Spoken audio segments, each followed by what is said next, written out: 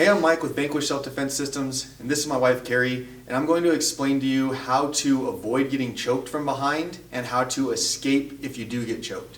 Yesterday in Chandler, Arizona, there was a lady walking out of a park in broad daylight early in the morning by herself, and I guess somebody jumped out of the bushes. I don't know where he came from, but he grabbed her from behind, choked her unconscious, and she woke up there on the ground. Luckily, he didn't finish off the job, and luckily she was okay. But it could have been a much different scenario, and that guy's still out there. Maybe he was just testing the waters to see what he was able to accomplish. So we need to be careful, and we need to find ways to stay away from those situations, not get caught in them in the first place. And then if we do, how to escape them, and just some real world practical ways to escape them instead of some of the normal ways people show of just trying to reach back or poke somebody in the eye, because the first thing we need to do is address the choke.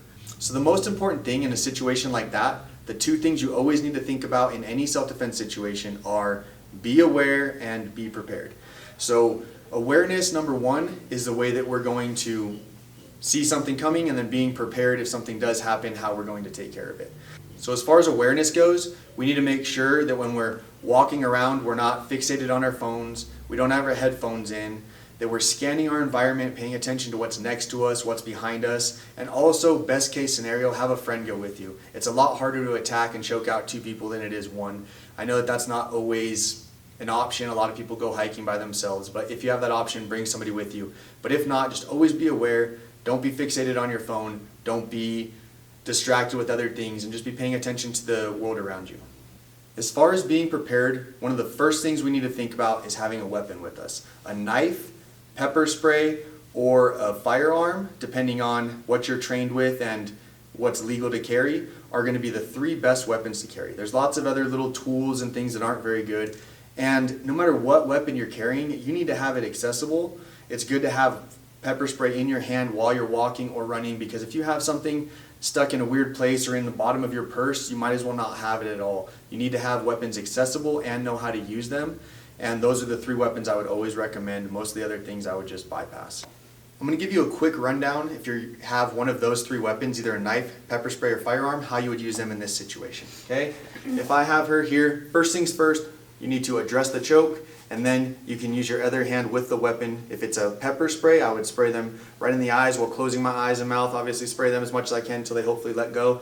Two, if it was a knife, I'm going to be stabbing them most likely in the leg or up towards their arm. In a crazy self-defense situation, I don't want to end up stabbing myself or slicing myself, so I think a few stabs to the leg is usually going to make somebody let go. And then three, if it's a firearm, I'd be reaching back towards their head, trying to shoot them or blow out their eardrums, and I'd fire a few rounds off until they let me go, and hopefully you would stop that attack. Alright, now we're going to go over some of the moves that will and will not work in a situation like this, and when and how to use them. So a lot of people in self-defense, their only two things are to attack the groin and attack the eyes. But if I'm in a situation like this and I'm choking her, she has about 3 to 10 seconds, somewhere in that range, before the blood's cut off to her brain and she's asleep. I can hold it longer to kill her, but it's only going to take about that long to put her to sleep. So she has about that long to react and figure out what to do. So if I'm grabbing her and she's reaching back for my eyes or reaching back for my groin or something like that, and she's just flailing around and panicking and not addressing the choke first, she's going to be in big trouble if she doesn't accomplish that thing immediately and have it be effective. So what you want to do most of all is address the choke that's around your neck, okay? But while you're doing that, the two strikes that could potentially work are a reverse headbutt or a foot stomp. So if you're going to reverse headbutt somebody, you're not going to just flail your head back. It's going to be a situation like this. You're going to drop your weight down and you're going to try and bury your head up through their head as hard as you can. So again, she drop and bang, try to headbutt me, okay? Some people might just grab you like this too, and then their hand's not behind your head and you're going to get a better contact. And second strike that she could do would be a foot stomp. She would lift her foot and try to bury her foot, her heel, right into the top of my foot. If you're wearing stilettos or anything like that, that'll be great. But again, neither one of these strikes is going to necessarily get that choke off of you. You're going to need to be addressing the choke. So the very first thing you should do is if somebody reaches their arm around your neck, 2 hands on that one and address it. Okay? If you can keep that arm off your neck, that's number one. Jiu-jitsu is not necessarily about how to escape chokeholds, it's how to not get caught in them in the first place. So if you could avoid that, you see them coming and you can keep that arm off your neck, you're going to be in a much better situation. Okay? Now, if the arm is all the way around your neck, you're not going to want to just try to reach in right in here, because she can reach in there all day. Go ahead and pull my arm off. Yeah. Sorry. But she's not going to be able to stop that choke by just reaching in there. So What she needs to do is a couple of things at once, okay? If there's a hand on top of her head, she needs to be reaching for this hand and ripping it off before she's trying to get the arm off her neck, because this is closing that arm in. She's not going to be able to get that arm off her neck.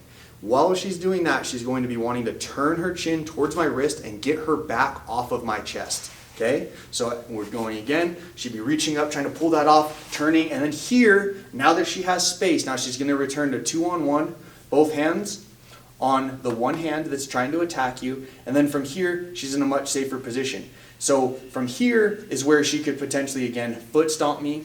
She could jump up and headbutt me, bang, and then here is another spot too where she's in a safer position. She could potentially reach down and hit me in the groin, attack my groin, different things like that, and do things there, but not until the choke is addressed. So again, you're going to want to do 3 things. Get the arm off, the hand off the top of your head. You're going to want to turn your chin in towards their wrist and hand, and then get your back off of them. Your back off of their chest here. So again, like this, all the way. Boom, just trying to reach that. Do it again, get all the way on my hand. Okay, reach up, pull that hand off, rip it off. There you go, good. So she'd have to turn all the way in and get to a position like that, 2 hands on one where she can fight, and now she's going to start to strike and do different things to get herself out of here, now that she's addressed the choke. If the situation is like this and the person does not have their hand over the top of their head, but they're in something more like a gable grip, then you're going to, all the same rules will apply, except you don't have to get the one off your head. You're going to 2 hands on one, turn your chin in towards the wrist, get your chest off, or get your back off their chest, okay? When you're in this position, like I said, you can strike with headbutts, foot stomps, go to the groin, but most importantly what she wants to do is put her leg behind mine. So now that her leg is behind mine, she could choose to reach down and grab both of my legs and lift me up and do what's called a sidewalk slam, drop me on the back of my head and I'll most likely let this choke go.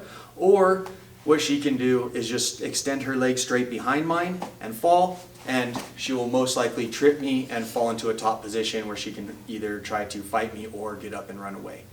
So those are 2 things that you can try in that situation. Again, whether they're here or here. If they're here, you're going to address the hand, okay, pull it off, turn the chin in towards the wrist, and get your chest off their back, or your back off their chest. Step behind, and then you can either lift them, or you can just trip and fall. It's going to kind of be a mixture of both, especially in a panic situation. But when you're here, and you have 2 hands on the wrist, the wrist that's choking you, you're in a pretty safe position and you're going to be able to hopefully escape this. If they are starting to choke you more, always just keep turning your chin in towards them and their wrist, because I can't really choke her from the side of her head. So she would just always keep turning her chin towards pretty much my hand, but when she gets into a position like this, she would turn it into my rib cage or into my body so I can't get my arms around her neck.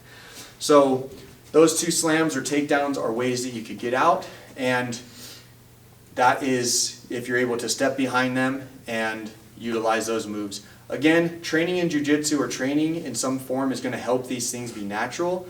If you've just practiced it one time in your life, it may not happen in a stressful situation where you need to do it. So make sure that you get some training to where these things are more natural. In a situation where somebody has you in this chokehold and also has your feet lifted up off the ground, such as this, then you're going to need to do something different. You're not going to be able to step your feet behind them. So there's 2 options of what you can try to do. If they're very strong and they're holding you up and they're much taller than you, you can reach your feet back and try to hook them into my legs, push your butt back, and start to make me fall over. I already kind of feel like my balance is getting shifted off, and most people are going to reach to catch themselves, or you're going to knock them over. And what you're just mostly trying to do is get a little bit of space in that choke. If they react just a little bit and you have time to put your hands in, turn your chin in, get your back off and all those different things, or get your feet back to the ground, those things are going to help you. Option 2, is if I were to lift her up, she'd want to kick her feet forward and then try to drop into a full somersault. So go ahead, boom, and she would drop all the way down into a somersault position and hopefully roll me off the top. It's not always going to work, but again, if you don't do anything, that will never work. So you at least have to try something. You have to fight, you have to be ferocious. People want to find an easy target, and if you make yourself a hard target, you fight, you don't give up, a lot of people are going to give up. So make somebody regret attacking you. Fight back.